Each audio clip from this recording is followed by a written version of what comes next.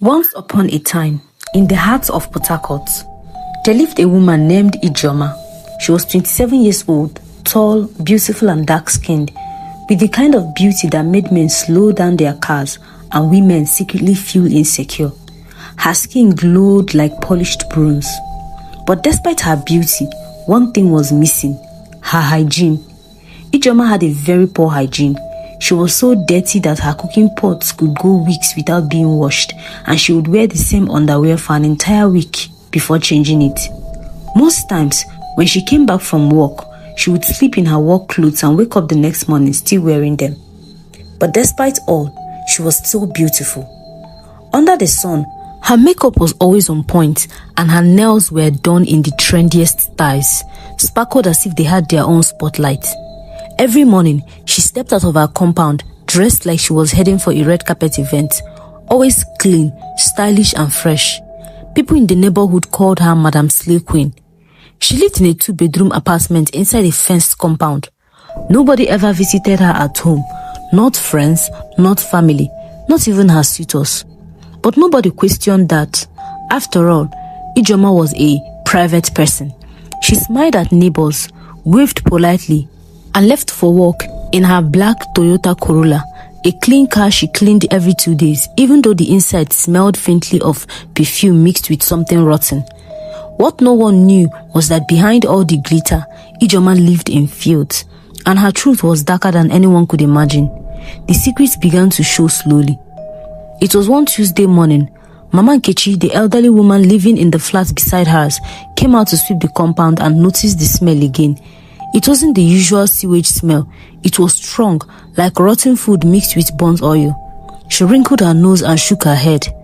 I don't talk am before. One day, this fine girl will kill all of us. How can a young girl's house smell so bad like dead rats? She spat out.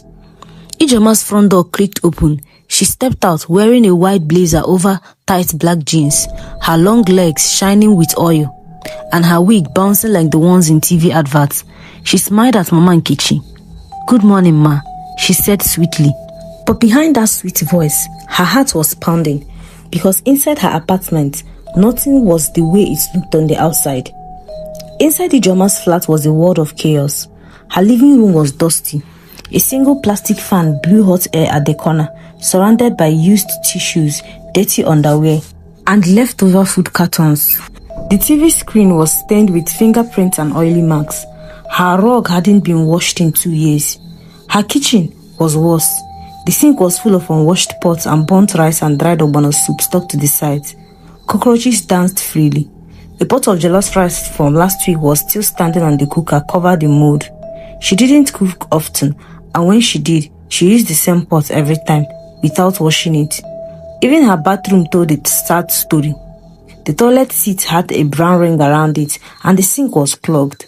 Her mirror had never seen water or sponge in its life.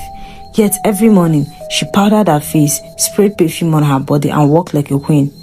On the outside, she was a dream. On the inside, she was decaying. Ijeoma had grown up in Enugu, in a house where survival was the only goal. Her father was a taxi driver. Her mother was a petty trader. They never had time to teach her cleanliness. The house was always cluttered, and chores were a punishment, not a habit. At 16, she ran away from home after her father beat her with a belt soaked in water for breaking a ceramic plate. She moved to Port Harcourt with a distant cousin who introduced her to city life. Makeup, Instagram, men, fast money. But cleanliness, nobody cared about that, so she never learned. She simply learned to cover dates with glitter. But one day, her secret started leaking. It started with a man named Ebuka, tall, dark, and a successful business analyst. He met her on Instagram. Her pictures were heavenly. He messaged her. She responded, and they met at a lounge in GRA. Sparks flew. They talked, discussed, and they really matched each other's energy. After 2 months, he was in love. "You're the kind of woman I want to marry," Emeka said one night as they sat in his car, parked under a street light. Emeka said to her, "You're so clean, beautiful, elegant. You're my dream. I can't wait to make you my wife." Ijeoma smiled, but her heart was heavy. Emeka was different. He was not like the others who only wanted her body. He wanted a future with her and she too had fallen in love with him. But the fear was her insecurities and her dirty lifestyle. How was she going to keep Emeka from visiting her house? The thought filled her heart and she became lost in her own thoughts. Just then, Emeka called her. She immediately startled. "What are you thinking about?" Emeka asked curiously. But she said nothing and pretended like everything was fine. After Emeka left that evening, she felt so unhappy. The thought of cleaning her house was a nightmare. It haunted her. How can I clean such a big house all by myself, with no help? A 2-bedroom with huge sitting room. No, I can't.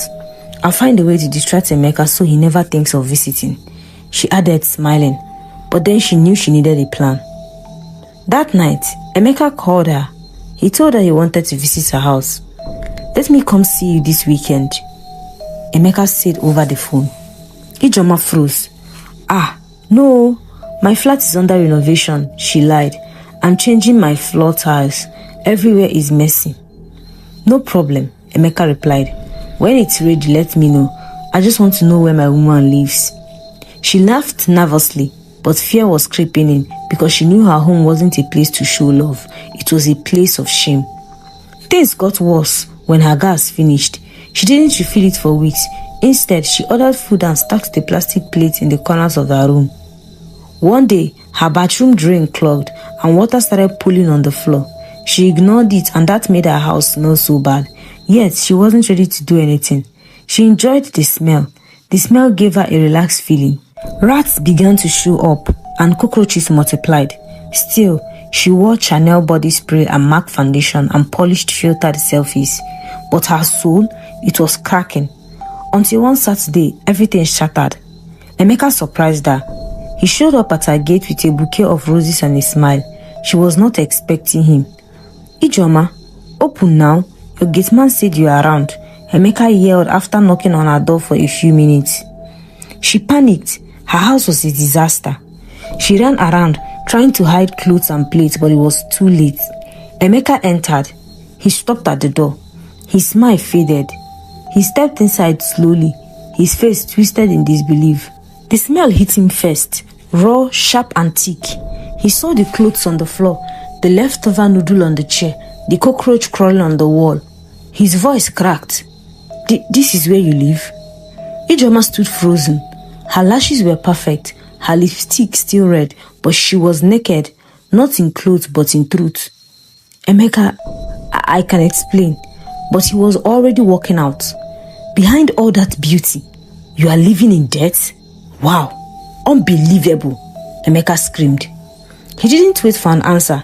He left the roses on the floor, stepped over her slippers and walked out of her life that night. Ijeoma sat on the floor of her living room and cried for the first time in years.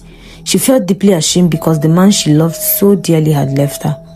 For the first time, she saw how useless her outward beauty was. She had thought physical beauty was all she needed to keep a man, but now she realized it was not the makeup, not the lashes or the skin. It was the real her that mattered, not the one hiding behind perfume and polish. After that incident, Emeka blocked Ijeoma on all his social media platforms and there was no way she could contact him. Just like that, their wonderful and promising relationship came to an end. Ijeoma forgot about Emeka and moved on with her life, but one thing still lingered, her dating habits. She did not feel the need to make amends. Since Emeka had moved on, she felt there was no point trying to change. After all, there's no one left to please. She kept piling her dirty clothes and underwear inside her room. She hated washing her worn dresses. Instead, she would go out and buy new ones rather than wash the ones she had already worn. And this continued for months. Few weeks later, when Ijeoma thought things couldn't get worse, something happened. A young lady around 25 years old moved into the same compound where Ijeoma lived. Her name was Sabina. After Sabina moved in, she began observing Ijeoma. She admired the way Ijeoma carried herself, how neatly she dressed, how elegant she looked, and how she drove out every morning in her flashy car. Sabina was impressed. Every morning, she would stand in front of her house just to see what kind of clothes Ijeoma would wear to work. That morning, Sabina waved at her. Ijeoma responded casually and drove off. The next morning, Ijeoma was about to drive out when Sabina, already dressed for work, quickly approached her car. Ijeoma was seated in the driver's seat, and when she had a tap on the window, It was Sabina. "Hello, IJ. Please, can you give me a lift to the junction? I'm already running late for work and I thought you could help me," she said politely. But Ijeoma replied coldly, "No dear, I'm not going your way," and rolled up her glass and drove away. Sabina was stunned by Ijeoma's unkindness. She had genuinely tried to be friendly because she truly admired Ijeoma. But Ijeoma showed no interest in friendship, not because she was proud, but because she was hiding her dirty lifestyle. Unfortunately, Sabina misunderstood it. She took it as arrogance and pride. From that day, Sabina began to hate Ijeoma. One Thursday evening around 6 o'clock, Sabina had been appointed by the landlord to collect money for water and utility bills. That evening, most of the tenants were back home and Sabina was going from apartment to apartment collecting the payments. Meanwhile, Ijeoma had a terrible day at work and was completely exhausted. As soon as she got home, she didn't bother changing into her home clothes. She dropped her handbag on the floor, then collapsed onto the sofa and quickly fell asleep, snoring loudly with her mouth open, as if waiting for one of the cockroaches to fly into her mouth. When Sabina got to Ijeoma's door, she knocked, but there was no answer. Knocked again, still no response. But Sabina was certain Ijeoma was inside. Her car was parked right in front of the door and the door itself was slightly opened. Convinced, Sabina gently pushed it open. What she saw left her speechless. There was Ijeoma lying on a filthy sofa, snoring loudly. The house reeked of an offensive choking odor. Cockroaches crawled freely across the walls and floors. Dirty clothes and underwears were scattered everywhere. Disposable plastic plates littered the ground. Some were covered with leftover food rotting in them. The stench was unbearable. Sabina gasped and ran out immediately, almost throwing up. She couldn't believe her eyes. Still, in shock, she came back inside, pulled out her phone and began to quietly record. Holding her nose with one hand and the phone with the other hand, she filmed Ijeoma sleeping with her mouth wide open, zooming in on the filthy sofa and the mess all around. She moved into the kitchen, still recording, capturing dirty dishes and all the stocks piled around. She opened Ijeoma's room and recorded more. Dirty panties and underwear scattered everywhere. It was worse than she had imagined. When she was done, she quietly slipped out of the apartment. Ijeoma, a deep sleeper, never had a thing. Few days later, Ijeoma was shocked at what happened. A video surfaced online. It was a video of her sleeping in her dirty living room. Ijeoma was so shocked, she screamed, "Who had done this to me? How did someone enter my house?" She looked at the video closely and she knew the day she was videoed was the day she came back from work exhausted. Sabina had posted Ijeoma on social media and even sold her video to some popular blogs. By 10 a.m. the next day, Ijeoma's entire compound was buzzing like a beehive. Tenants, cleaners, hawkers all gathered at the gate, whispering, pointing, snickering. They weren't talking about the president or fuel price, they were talking about her. So that fine girl with wig where they shine like glass, now so she dirty rich. I swear, if you see her kitchen, you go turn your belly. The video was not even 1 minute long, but it was brutal. It showed her sink overflowing with greasy water and maggots. The girl recording even zoomed in on the cockroaches in the corner and said, "Abeg, who go marry this slave queen?" Ijeoma's phone exploded with messages. Friends were forwarding the video. Some were laughing behind coded words. "Babe, isn't it not your kitchen?" with laughing emoji. Others were shocked. "Ijeoma, what happened? I don't understand." But the worst message came from Emeka. He unblocked her just to send a message. "I feel sick. I should have listened to my instinct. You were just packaging nonsense. You broke me. So after that incident, I thought you would change. I was giving you time to change." As soon as Ijeoma saw Emeka's message, she tried to call him but he didn't pick up. She sat on her mattress in the middle of the chaos and stared at the screen. Her eyes were red, but there were no more tears coming. Her life began to crumble in slow motion. At the office, her boss called her in for a chat. She was working as a brand ambassador for a skincare company. Looking neat and elegant was part of the job. He held up his phone and pressed play. "Is this you?" She couldn't lie. She nodded. He sighed and looked at her with a mixture of pity and disappointment. "Ijeoma, I like you, but this video is everywhere. Our brand stands for cleanliness. I'm sorry, we can't afford this type of scandal."